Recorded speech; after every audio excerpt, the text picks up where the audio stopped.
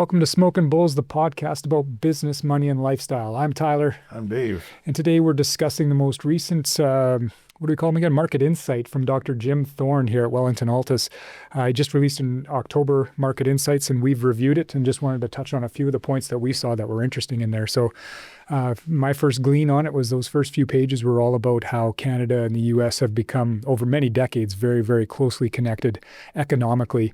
And that was done on purpose for many years. And there's been a bit of a drift away from that recently with some of Trump's rhetoric, I guess. But I think what the article is touching on is the fact that we are closely connected. And the reason for the U.S.'s success as well as our own success is because of that close relationship. Yeah, there's politics and gamemanship and all sorts of things. And I think, we keep talking about Canada trying to seek a better economic relationship with, Europe, Scandinavia. I mean, that's all great.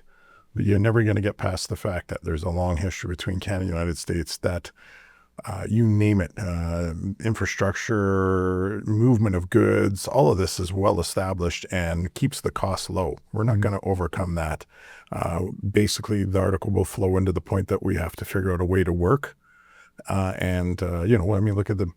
at the title of the whole thing, the Western Awakening. I mean, Canada's been here before. We've always figured out a deal. Now you can go and analyze all these deals back from the 50s, 60s and say, well, the U.S. took advantage of us. We gave up lots just to, piggyback off them and things of that nature. Well, maybe that's the case, but there's a deal to be had here, and you can call Trump a bully, all sorts of things. What it comes down to is we have the resources and Canada needs them. The United States needs them, and we need to have the ability to export them. And I think that's the awakening, is it's time to find a way to be self-supportive and to, Trump's trying to bring the jobs home and basically make North America a bit of an island so that when things get bad out there, security-wise, you name it, all of these supply issues we've had, some of it were COVID related, but some of it's, you turn the tap off on one thing and all of a sudden a lot of stuff grinds to a halt.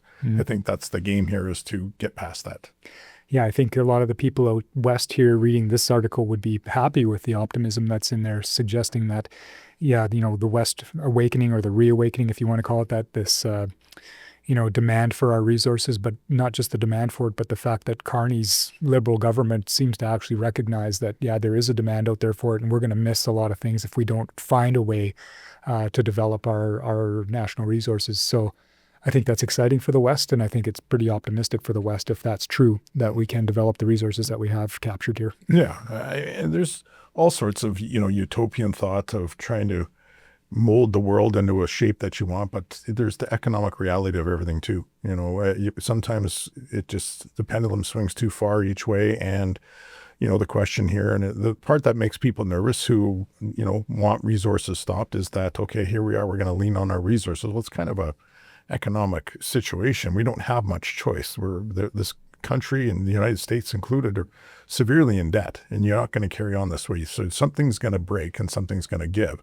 And part of that is, we're going to lose some benefits or things that we have in Canada that we all depend on or believe that are right, because there's no money. And the only other way to build out from this is the government spent a ton of money over the past 10, 15 years trying to build a model that we can all live with and have a higher income, but it's not working. So you're going to have to go back, as it's saying in here, to the private markets. You're going to have to get businesses to grow and thrive, employ more people. And that's kind of where this is going, is, we've kind of let it slip in Canada for some time. And he, makes comments that even government-wise, or Bank of Canada, the Fed, they're a little slow to react to the situation we're in.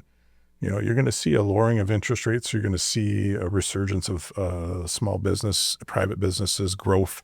And you probably see the resurgence of some money, foreign investment into Canada that's been lacking for quite some time too. Yeah. So it's a good article about the interdependency that Canada and the U.S. have on each other. But really, we're in the business of creating portfolios for our clients. So what does Jim say about, how does this affect investment portfolios if this is the way we need to be moving? How do we position our portfolios in a way that takes advantage of this? So he immediately references gold and Bitcoin. He's like, you need to have positions in those in your portfolios. And a bit of comment to, potentially a resource Yep.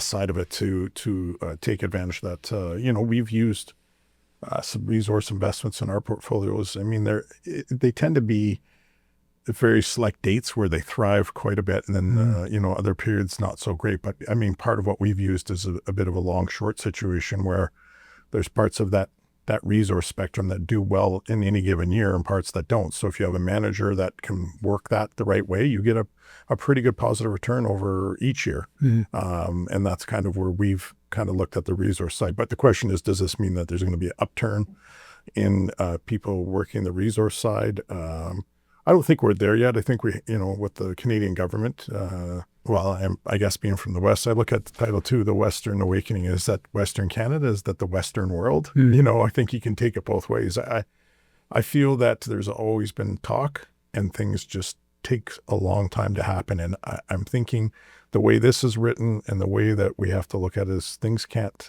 be talked about for so long and then take so long to come to play. They have to be put into place, and we have to kind of move forward and get past some of the barriers we throw at ourselves that stop a lot of this progress. So yeah, I agree. And I think he's saying that that's what the government seem to be waking up to, is that there's this sudden recognition that we need to move forward with this stuff quickly, not sit and talk about it and politic about it for decades. Has to be done now. Otherwise, we're falling behind the rest of the world. Well, and this is, I mean, from a Canadian point of view, this is Carney's opportunity. There's reference back to Pierre Trudeau. You box yourself into a corner eventually with your policy that there's no way out, and you might get your last crack at it, which I think this is the Liberals' last crack at it before people will just kind of go, you know what, I guess we have no choice but to vote Conservative, even against our wishes, because I'm not a Conservative voter, let's say. But we've given him so many cracks. We gave him a new leader crack, so he sounds to be going in the right direction with it. But these are nation building things. These are things that normally take a lot of time, and we don't have the time. So it's going to be interesting. I mean, ports, pipelines, just even that whole sense of moving anything that needs to be moved. We tend to move it, but a lot of times we move it to the States and then back to Canada. We don't have a really good east to west. Well, I mean, there is a corridor for this type of thing, but it's amazing that it's probably a better deal for parts of Canada to just acquire some Canadian goods from the United States on the East Coast versus trying to get it from the West Coast of Canada. It's kind of weird, but this is what needs to be solved. And while you're making a deal and trying to work with the United States, or whatever a free trade agreement might morph into, or trying to work with the Trump administration, you kind of got to set aside and stop letting Trump in our minds. We have to get past that. And while we make a deal with the Americans and make a good deal, we should also be building to make Canada great again, if you want to say it that way. And I think that's what he's saying here, is that there is an opportunity here to diversify our economy, build our economy, strengthen Canada as a whole, but work with our closest ally and our longest partner ever. I don't think we're throwing them aside here. I think we might verbally be saying it in circles when we're having a beverage and throwing politics out there, but I think that's not going to make anybody economically better off in the end. No, probably not. Yeah. But yeah, it is a great article, and I think there is a lot of optimism in it. So take a look, watch for it in our socials as well as in your email inbox if you're a client of ours. And if you have questions about it, reach out to us. Thanks again for watching.